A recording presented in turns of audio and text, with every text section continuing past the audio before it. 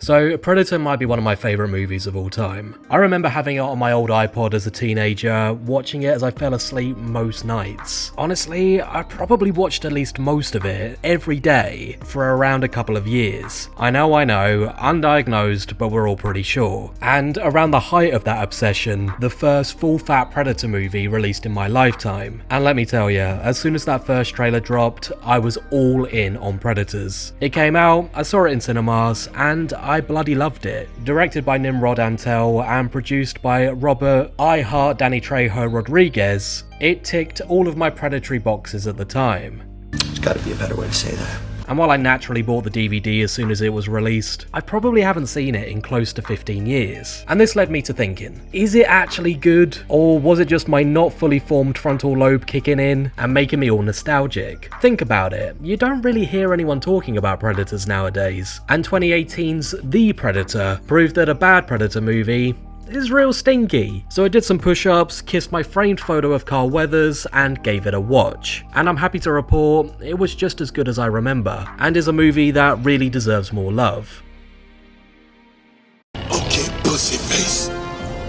It's your move. And not only because it gave us Adrian Brody doing his best Christian Bale impression for nearly 2 hours. We're here.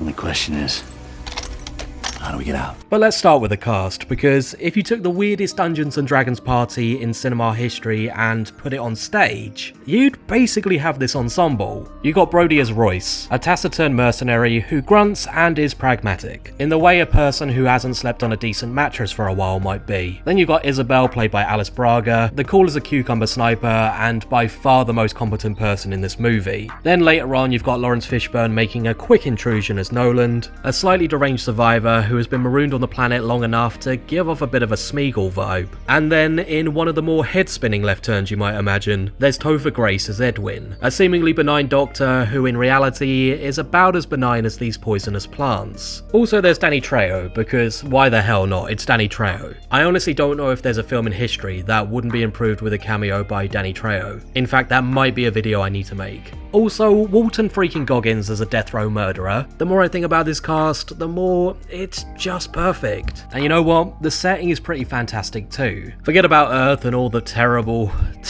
things that are happening here right now. This jungle is on a planet far, far away. A place so inhospitable, it makes the Amazon look like a botanical garden. And it's not merely a backdrop or nod to the original. It's almost a character. The atmosphere is oppressively tense, from the unknown dangers of being a stranger in a strange land, to the nauseating humidity that somehow comes through the screen. Antal really makes the most of the setting, creating a palpable sense of dread. The jungle not only physically enshrines the characters, but seems to psychologically close in on them as well, almost like it's in on the hunt. Every vine, every darkly cast shadow, every rustling leaf feels evil, as if the planet itself is watching and waiting for its moment. And speaking of predators, there's a whole bunch this time, because we love a sequel with a plural title. Not only that, we also have new flavours of these big strong boys, including the super predators, who are essentially predators with a little extra oomph, and bigger, scarier mouths that Danny Glover would have something to say about. Okay, pussyface. And what I really love is that these new hunters don't just look big and scary, they also belong to a larger mythology that the film complements without getting bogged down in. It nods to a hierarchy. You've obviously got the distinct established line between hunter and prey, but also infighting within the ranks of predators themselves. It's some kind of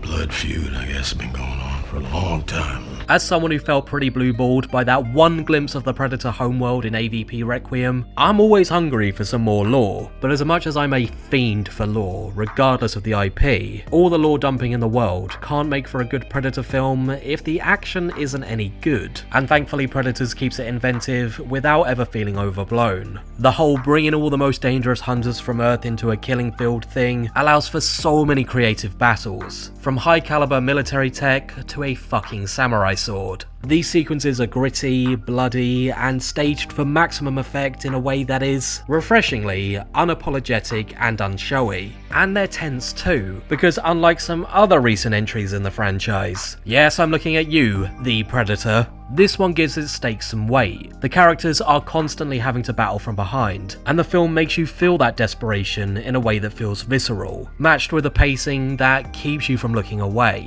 And that's the thing about Predators. It's smarter than it looks. This isn't just some hell's-a-pop and shoot 'em up. It's a tale of survival, of humans grappling with their own moral shortcomings, while being hunted by alien-killing machines, obviously. It's got a cynicism that goes a mile deep, which only renders the rare moments of humanity that much heavier. Royce's trajectory is especially riveting. He begins as this ultimate pragmatist, a man who would throw you to the wolves if it got him out of danger, but gradually, his armor shows fissures. It's not so much a redemption story as it is a gentler, more gratifying and elusive narrative. Even the references to the original movie are executed with a surprising amount of restraint. Yes, there's mud, yes, there's the music, but it's not pandering. It's more like a respectful acknowledgement of one good movie by another. The film doesn't attempt to do better than Schwarzenegger's legacy. I mean, honestly, how could it? Instead, it finds its own corner of the franchise that feels earned and entirely its own. So, why does Predators seem like it's been consigned to the bargain bin of cinematic memory? Well, maybe the timing was off. Maybe AVP Requiem just had people too traumatized. Even though I think it's actually a pretty good B-movie, it just needed better lighting. But let's be real, the Predator franchise hasn't exactly shown great consistency over the years, so that probably didn't install much confidence in the cinema-going public. But let this serve as your invitation to take note. Predators isn't just another sequel in the series. It's a savvy, taut, and surprisingly stylish movie that builds on the mythology without losing sight of those primal thrills that keep these films working. It respects your intelligence and rewards close attention with flourishes that elevate it far beyond its kind. If you haven't seen Predators, or it's been so long since you've seen it you don't even know anymore, fix that right away. It's a movie that seems to have been written, shot and cut by people who actually like the material. Also, it's not every day you get to see Adrian Brody attempt to out-gravel a predator. What's not to love? But if you have seen Predators, what did you think of it? Please let me know in the comments below. I would love to read your thoughts. And while you're down there, don't forget to like and subscribe for plenty more videos on all sorts of movie fun. Check out our video game channel, UDS Gaming, and you can always visit UpsideDownShark.com to keep up with everything else we've got going on. Until then, my name is Tom, this has been UDS, and we'll see you next time. Bye!